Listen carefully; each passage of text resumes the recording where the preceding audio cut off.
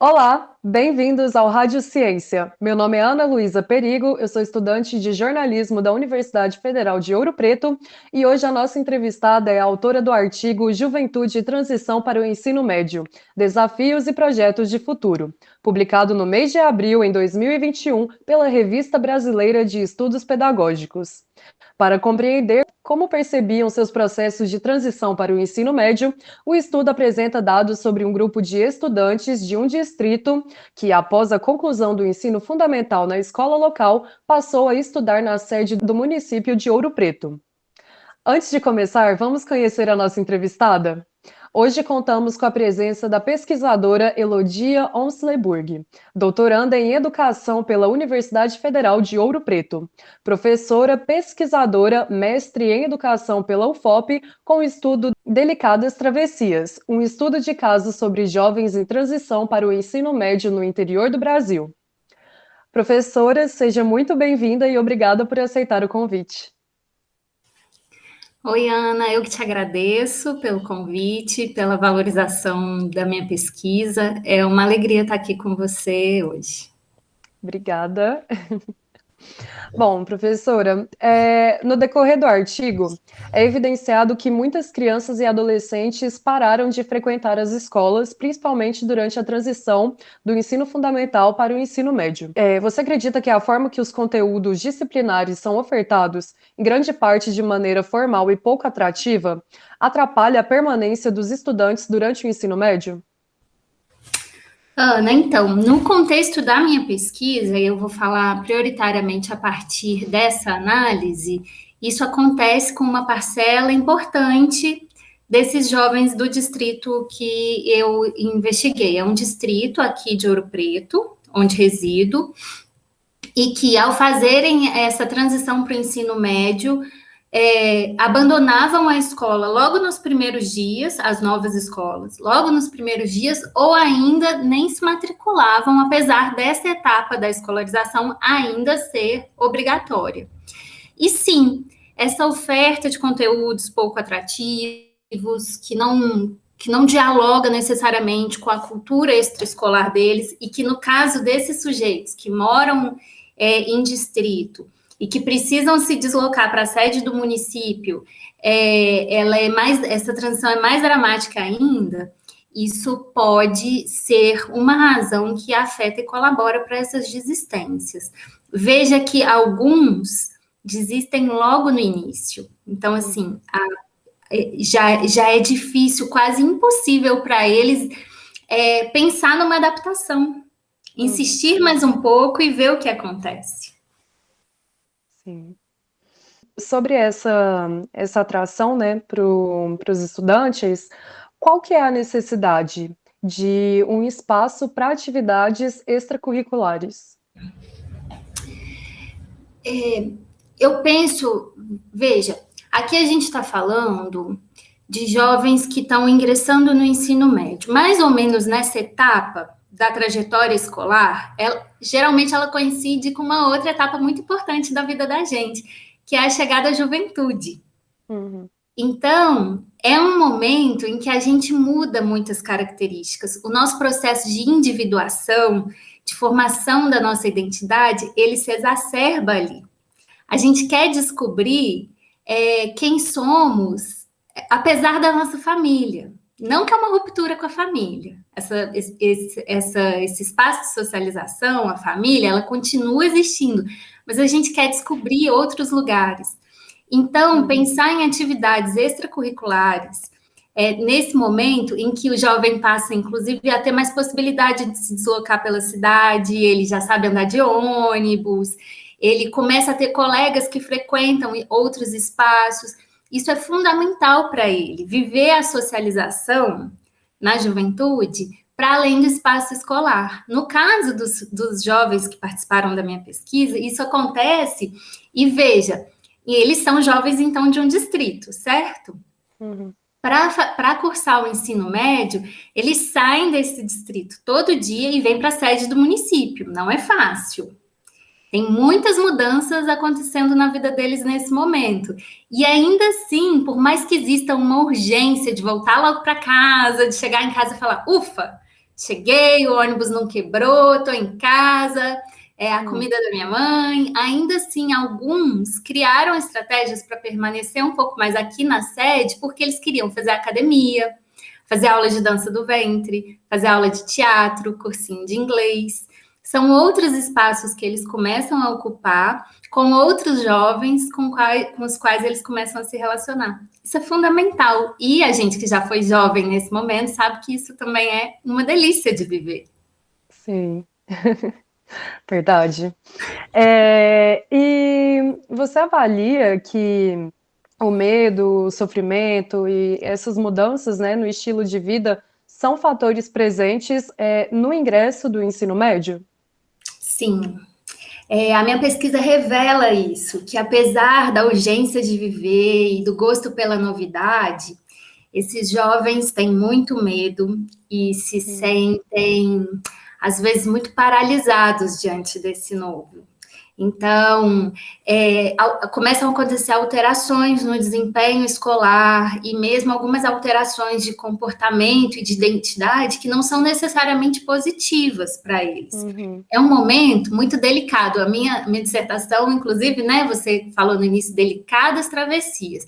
Não significa que são ruins, mas é um momento delicado.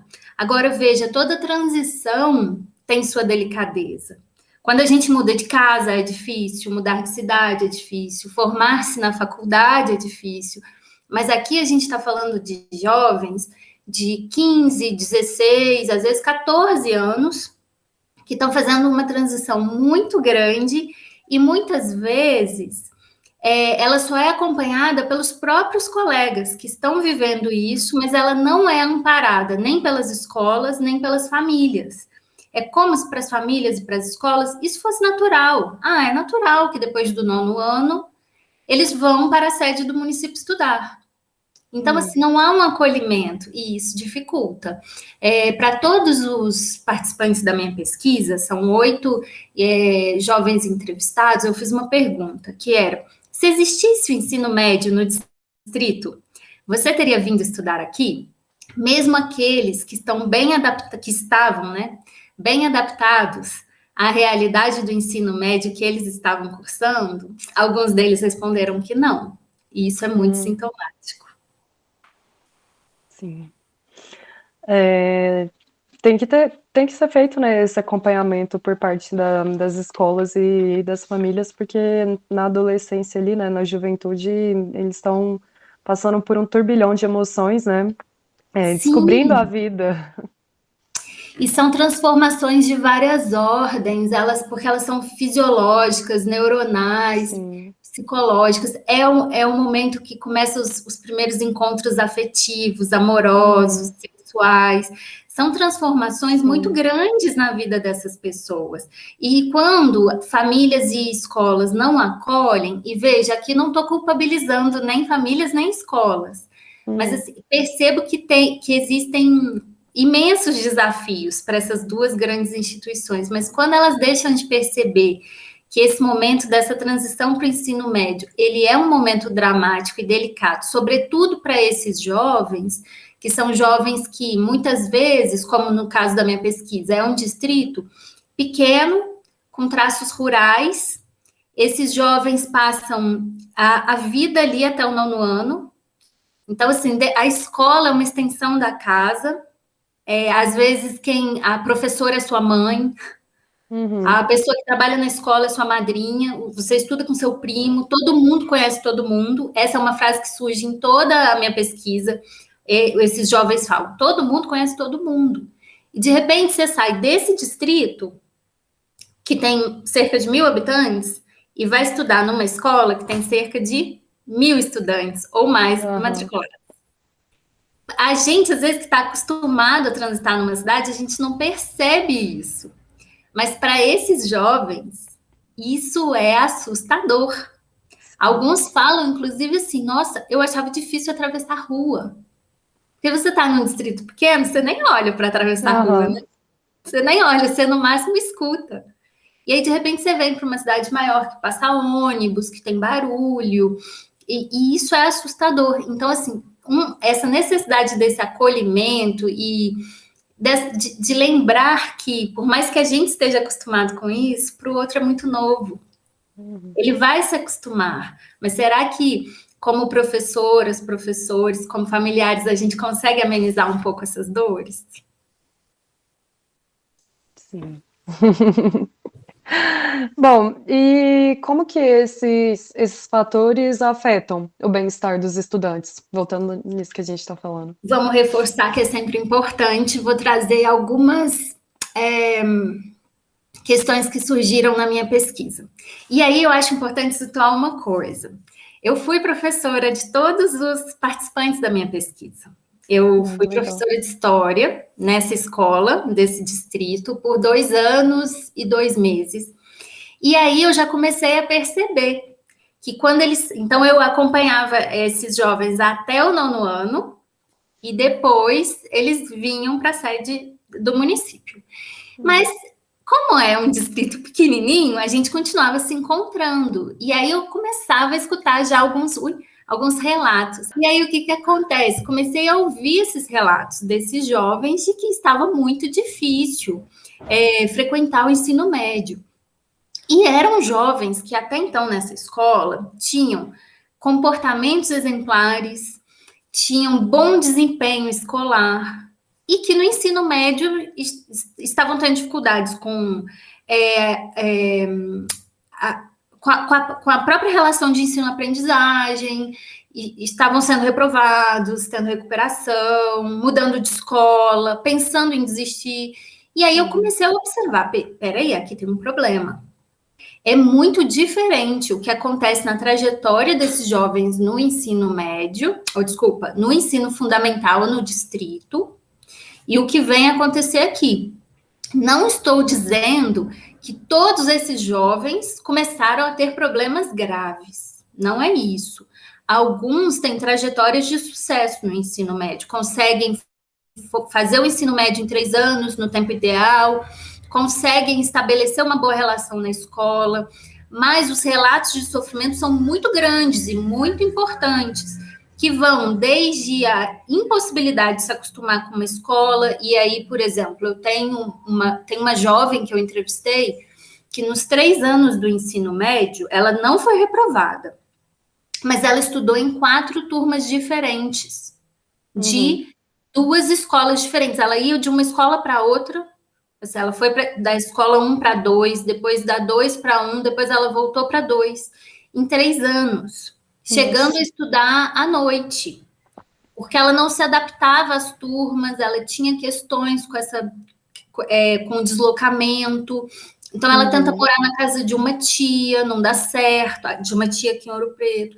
Então, veja, existem essas complicações, os casos de estudantes que, por exemplo, entram na escola federal e relatam: entrei no curso tal, no curso técnico tal, sem nem saber o que era isso.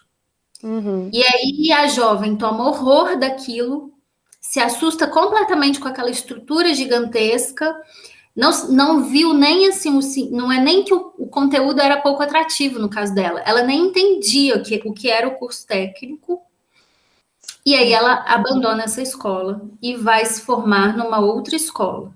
Então, existem esses sofrimentos que faço até uma ressalva, que são exclusivos de jovens de distrito, que vêm fazer o ensino médio na sede do município? Não.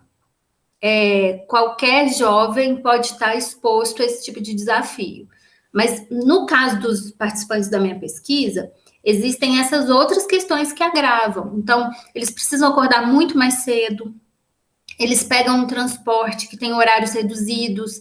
Então, se ele quiser estudar à tarde, fazer dever na casa do amigo, fazer atividade em grupo, ele não tem horário para voltar. Eles precisam ter algum dinheiro, porque aí ele vai ficar fora. Se o ônibus quebra, porque tem muito isso, né? O transporte público, transporte escolar às vezes quebra, aí não passa na hora. Então, ele tem que ter um dinheiro. Então, assim, são muitas mudanças que em pouco tempo.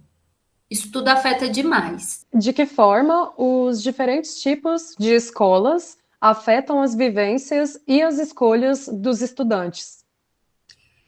No caso da minha pesquisa, a gente tem, então, assim, 4 universos escolares, vamos dizer assim. O primeiro é a escola de onde eles se originam. Então, eles estudaram numa escola fundamental de ensino de educação fundamental, todos eles. Dali, eles se dirigem a 3 escolas em Ouro Preto. Veja, Ouro Preto tem mais escolas estaduais do que só estaduais, de uma federal, no caso, do que só essas. Mas eles sempre vão para essa. Existe uma cultura já dentro do distrito que faz eles se matricularem ou numa escola estadual, ou em outra escola estadual, ou na escola federal. O que eu percebo veja, não é uma generalização, são dados a partir de 8 jovens que eu entrevistei num determinado momento de suas vidas. O que eu percebo foi alguns jovens já pensando no ensino superior. Então, como uma estratégia para chegar a ingressar no ensino superior, tentam a escola federal. Outros jovens vão para uma escola que é menos desafiadora, porque ela é mais perto do ponto de ônibus que eles têm que estar. Ela não é conhecida na cidade como sendo uma escola que cobra mais. E alguns outros jovens vão para uma escola mais central e que é conhecida por uma excelência dentro das escolas estaduais. Então, eles tentam já criar uma estratégia aí para decidir. E aí, veja, aqui a gente tem os relatos desses estudantes em todas essas escolas, mostram que os professores ou mesmo as coordenações não estão dando conta de enxergar a especificidade deles. Então, eles saem de um lugar onde todo mundo se conhece para um lugar que ninguém conhece nem o nome deles. E aí, eles se agrupam, né? É curioso porque há uma alimentação dessa ideia de agrupamento, porque os professores chamam eles e elas pelo nome do distrito. Então, assim, você não é Ana, você é nome do distrito. Gente. Percebe isso? Então, você perde até a sua identidade ali a partir do seu nome. Então, assim, eu percebo que existem estratégias para esses jovens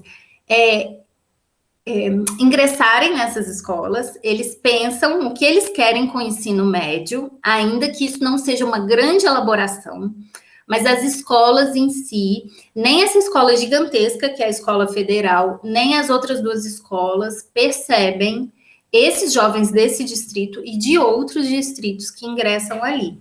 Então, é um caminho ainda que essas escolas precisam percorrer. Sim, e essa questão da identidade, né, dos alunos, eles já estão num espaço totalmente diferente. Eles chegam ali com a expectativa de serem acolhidos e tal, e na verdade isso uma situação, provoca uma situação contrária, né? E veja, Ana, eu tô aqui, e a minha pesquisa, ela enfatiza muito esse lado dramático dessa transição, mas é isso, a gente não pode perder de vista que esses jovens estão pela primeira vez tendo a oportunidade de fazer algo longe das famílias. É bom, a gente sabe que é bom. Sim. E aí, de repente, eles entram numa escola em que eles são tratados como um grupo. E é curioso porque há relatos, uma das minhas entrevistadas, por exemplo, a Poliana, fala que quando ela ingressa numa escola, ela começa numa escola, depois ela muda, ela nem dá conta. O grupo que é desse bairro, quando ela ia ao banheiro, ela ou as colegas, ameaçavam bater nela. Então, assim, é muito complicado isso. Então, assim, você tá num momento assim, opa, eu vou poder ir para Ouro Preto todo dia. E aí é um momento que, por exemplo, eles e elas começam a se arrumar mais, começam a usar maquiagem. É diferente, a gente observa no distrito a diferença do estilo de vestir e de se apresentar a partir do momento que eles ingressam aqui no ensino médio. Eles começam aí acompanhando as tendências. Então, eles têm essa empolgação. Mas, ao mesmo tempo, não pode ir no banheiro fazer xixi porque tem uma turminha querendo te bater. Então, é muito complicado isso, assim. essa Sim. excitação, essa chegada do novo, muitas vezes ela vem com enfrentamento de problemas que, quando você tem 15, 16 anos, eles são imensos. Sim. Nossa. Eu E falo mas eu sorrindo, mas eu me compadeço, assim. sim, nossa, é uma situação bem triste, bem complicada para eles, deve ser muito difícil. Mas a partir do seu estudo, né, e falando sobre essa questão da inserção neles dos entrevistados em um novo ambiente, como que as novas amizades e o novo estilo de vida influenciam no comportamento dos entrevistados? Eu fico pensando que é justamente essa instância, a da socialização, que, vou usar um termo assim delicado, que salva eles. É quando eles começam a fazer amizades. Muitas vezes, inclusive, esses laços com os colegas do distrito se quebram, porque às vezes você era muito amiga da fulaninha ali no 9º ano no distrito, só que aí você foi para uma escola, ela foi para outra. Então, assim, mas depois, passados os primeiros dias, ou como essa mesma entrevistada fala, chega a aula de educação física, e aí que as pessoas, os colegas conversam um pouco mais livremente, e aí as amizades começam a ser construídas. E aí é interessante, porque isso dá a esses jovens a possibilidade de ter uma rede dentro da escola. Então, assim, aquele medo, por exemplo, no âmbito da escola federal, que é gigantesca, que passa carro lá dentro, que tem lombada, que às vezes você tem uma aula num prédio e dali a 10 minutos em outro prédio. Quando você começa a organizar o seu grupo de amigos, você percebe que você não é o único que não sabe onde é determinado pavilhão. Uhum. Ou que fica com vergonha de almoçar num restaurante universitário, que tem uma bandeja e você nunca comeu de bandeja. Então, essa socialização, ela ameniza os impactos e, ao mesmo tempo, ela colabora para essas transformações identitárias. Então, é a partir desse contato com o outro, com a outra, que esse jeito de se vestir muda, às vezes os gostos, eles começam a escutar outras músicas, ver outros filmes. Isso tudo vem desse contato com outros jovens, que são jovens de outra realidade, que já não são jovens do distrito.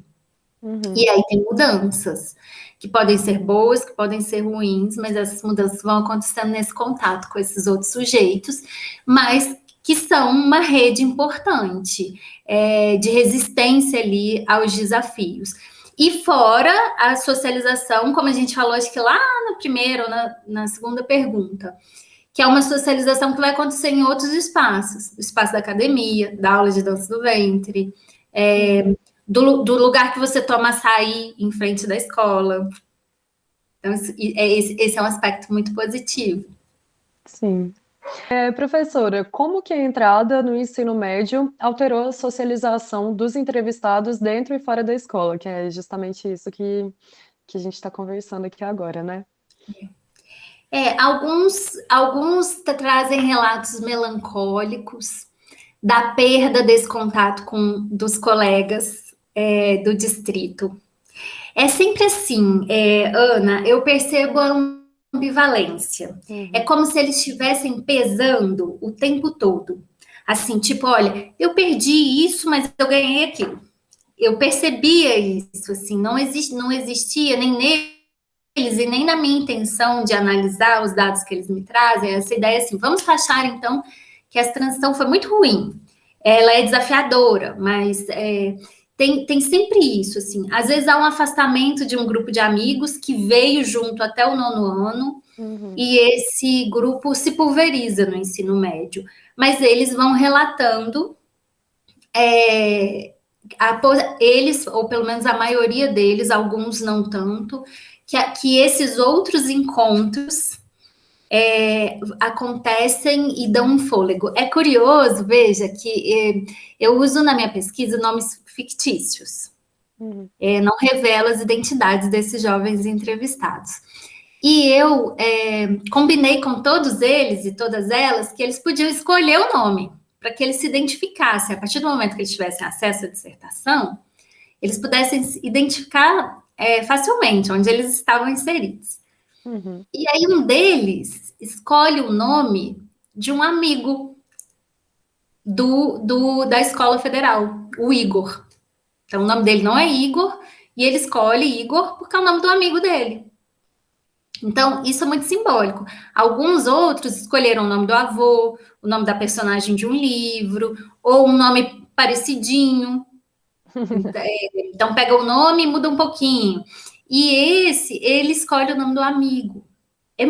Se a gente parar para pensar, é muito simbólico, né? Você aceitar numa pesquisa ser nomeado com o nome do seu amigo. Olha a importância dessa amizade aí. Então, assim, a gente sabe, assim, outras pesquisas revelam isso, a importância dessa socialização, porque a juventude é um momento muito intenso. Como eu já falei, tem transformações que acontecem em cada instância da nossa existência, né? Desde fisiológica, psicológica, afetiva, das nossas relações familiares. Essa grande pergunta sobre o que você quer fazer de faculdade, ela já está ali muito, muito perto, né?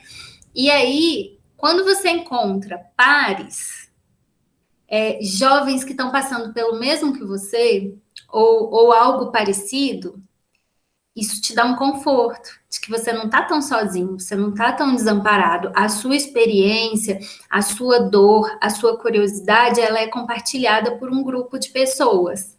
Isso é muito importante. Houve durante a transição para o ensino médio uma mudança no desempenho escolar. Como que esses jovens perceberam isso? Olha, aí tá o drama, né?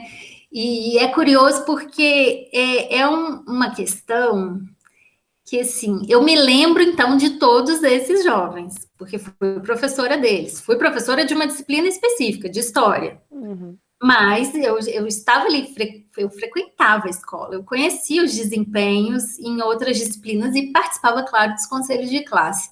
Então, assim, eu sabia que apesar de haver, às vezes, uma ou outra dificuldade pontual de desempenho numa disciplina ou num bimestre, eram alunos com bom desempenho. Uhum. E aí, chega o primeiro ano do ensino médio, toma uma onda e deu um caldo em alguns deles, né? Sobretudo esses que precisam, que estão cursando ensino médio nessa escola técnica. Então, o que acontece na escola técnica? Além das disciplinas propedêuticas, que você tem história, geografia, física, química, matemática, você tem as disciplinas técnicas. Então, pensa que num ano, esse jovem vai ter 10, 12 disciplinas, além da transição. Além de ficar o dia todo fora, de ter acordado antes de 5 da manhã, é muita coisa, né? Então, esse desempenho, ele sofre esse impacto. Nas escolas estaduais também, e eles se ressentem. Porque eles vêm de trajetórias que têm... Não, acho que desses 8 participantes da minha pesquisa, 6 não tinham histórico de reprovação. Outras 2 já haviam sido reprovadas, mas em situações muito específicas. E aí, de repente, chega e fica de recuperação. Ou então, simplesmente não consegue aprender.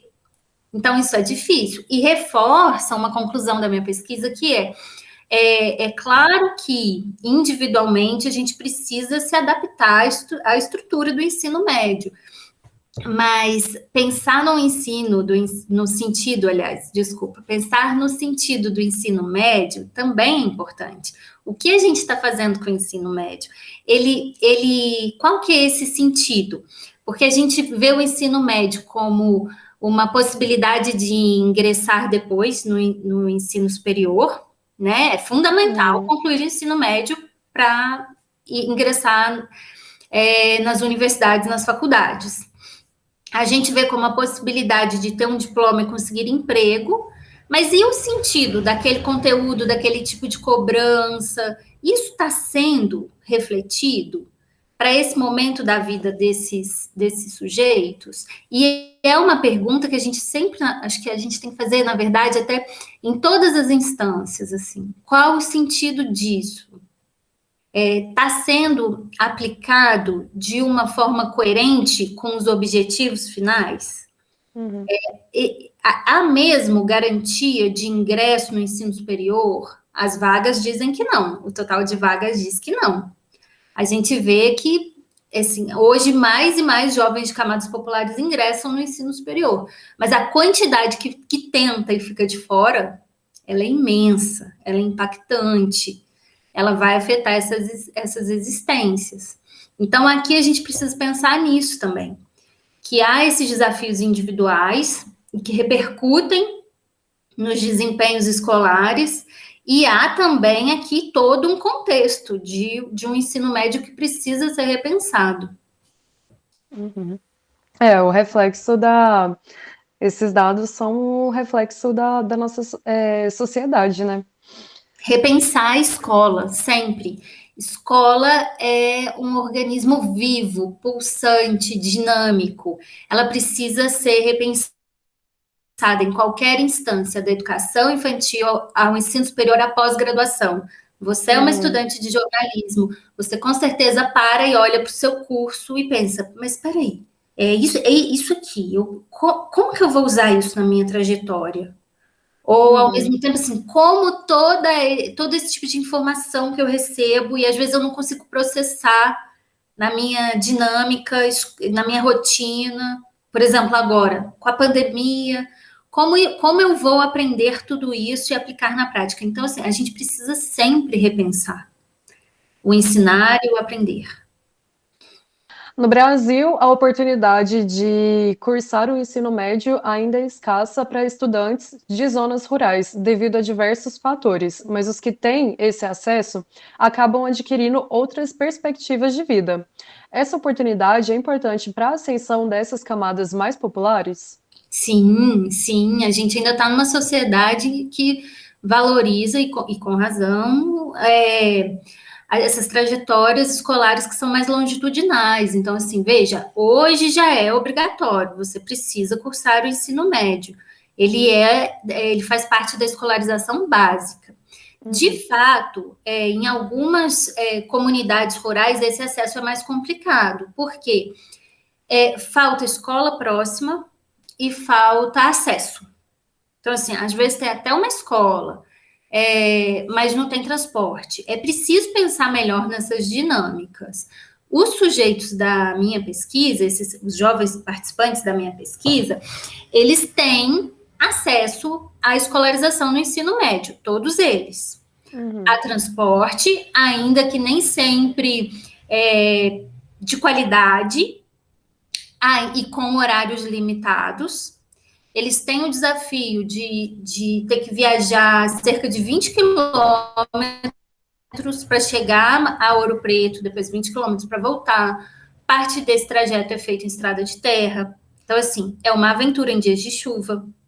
Ônibus atola. Eu mesma já tive experiência, assim, de estar no transporte, indo dar aula e atolou. E aí você atravessa andando 6 horas da manhã, num frio danado, para chegar do outro lado, toda suja, e dar aula até 11h30. Então, assim, né? Agora veja, se eu, uma pessoa adulta, acho isso um desafio, imagina isso para um jovem que acordou 4h30 da manhã, né? Sim. Então, assim, no caso desses sujeitos, eles têm acesso. E esses que estão, os sujeitos da minha pesquisa, eles não desistem. É difícil, eles sofrem, alguns são reprovados, eles tentam de novo, eles mudam de escola, mas todos eles se formaram. Então, assim, eles têm acesso ao ensino médio, isso está garantido. E é difícil, existem esses fatores que complicam e que são a questão problema da minha pesquisa, mas ao mesmo tempo acho que é importante ressaltar que esses jovens não desistiram dos estudos, eles se formaram. ainda que com um pouco mais de tempo. Alguns não se formaram em 3 anos, mas em 4 ou 5. Mas todos terminaram. Há, sim, jovens desse distrito que não concluem ou não nem ingressam no ensino médio, se matriculam, mas nunca vão, né? Mas esses 8 jovens, eles terminam, e inclusive 3 deles que eu saiba, porque alguns eu não sei o que eles estão fazendo atualmente, mas 3 têm trajetórias que hoje estão relacionadas ao FOP. Uma se formou em pedagogia, outra está no primeiro período de pedagogia, ela entrou agora, e um deles está cursando ou acabando de cursar a graduação em administração. Então, veja, foi difícil? Foi, mas eles conseguiram. E aí são vários fatores, uma grande equação que colaborou para que eles conseguissem ingressar agora ou se formar, no caso, né, da Poliana, no ensino superior. Então, a gente precisa valorizar isso também. E aí, isso já diz da sua pergunta, assim, eles hoje já são a geração mais escolarizada da família. Porque muitos pais e mães dos participantes da minha pesquisa ou não estudaram, ou estudaram somente até o fundamental. Só o pai do Igor, que é esse moço que hoje está na administração, só o pai dele, de todos os pais e mães, tinha curso técnico. Fez vários cursos técnicos, inclusive. Essa influência, inclusive familiar, pode ter colaborado para essa trajetória de sucesso do Igor, que hoje está na UFOP. Mas aí a gente percebe, há sim uma ascensão social. Quando esses jovens estendem suas trajetórias escolares, isso serve, inclusive, para que outros jovens da família vejam esse exemplo, percebam que é possível, sobretudo porque ainda existe muito essa lógica de que a UFOP é para o estudante de fora. A gente escuta muito isso, de jovem de distrito, de jovem de periferia. A UFOP não é para mim. Aí faz faculdade particular, em Mariana ou em Lafayette, né? Não se sente pertencente à possibilidade de ir para o UFOP. E aqui, veja, de 8 jovens que passaram aí esse ensino médio aos trancos e barrancos, 3 deles, pelo menos, atravessaram aí a UFOP. Não vou falar estão, porque uma já formou. Isso é sensacional. Sim. Nossa, que ótimo. Muito bom, né? Ver isso, acompanhar. Eu fico bem feliz, assim. Não são todos que eu tenho contato, mas perceber que eles vão resistindo, que eles vão criando estratégias, que não tá fácil, mas que eles tentam, mesmo isso, assim, por exemplo, desses 8 jovens, 6 tinham empregos. Emprego que a gente chama de bico. Sim, então, sim. Eles,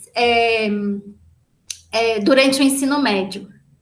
Então, como que eles faziam? Trabalhavam como babá, ou então, nesse distrito, como auxiliar de cozinha, garçonete. E aí era um jeito de conseguir dinheiro. O que eles fazem com esse dinheiro? Compram as roupinhas que eles querem usar, pagam o curso de teatro, pagam o curso de dança do ventre. Olha que capacidade de adaptação. Então, tá difícil pra caramba. Eles têm desafios que alteram, assim, que impactam a vida deles. Eles sofrem, eles têm muito medo. Eles continuam falando, se tivesse ensino médio no distrito, eu não teria vindo estudar aqui. Mas, ao mesmo tempo, eles vão criando estratégias. Eles são fortes, são geniais. Nossa, é maravilhoso ver isso. Parabéns pelo trabalho. Professora Elodie Onsleburg, agradecemos novamente a sua participação nesse episódio do Rádio Ciência. Ana, de novo, agradeço pelo convite. É uma alegria falar sobre a minha pesquisa. Acho que dá para perceber o quanto eu gosto desse tema.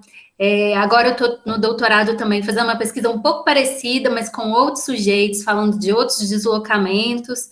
Eu estou estudando a socialização dos jovens de Bento Rodrigues e de Paracatu de Baixo, que foram atingidos pelo rompimento da barragem de Fundão. Então, assim, como é ser jovem, chegar à juventude nesse contexto? Então, assim, são temas que são importantes, que têm muita relevância social, e ter a oportunidade de falar sobre isso é importante para gerar uma reflexão. Quem sabe algum jovem de ensino médio escuta a nossa conversa e vai perceber, ou então mesmo no ensino superior, porque há transições também no ensino superior, escutam a nossa conversa e se sentem menos sós diante de tanto desafio. Então, eu super agradeço a oportunidade, estou à disposição de vocês. Muito obrigada. E para você que nos assistiu, acompanhe as produções da Rádio FOP Educativa por meio do site radio.fop.br e também nas redes sociais. O nosso Instagram é @radiofop e no Facebook Rádio FOP. Nos principais tocadores de podcast, procure por UFOPcast. Até mais!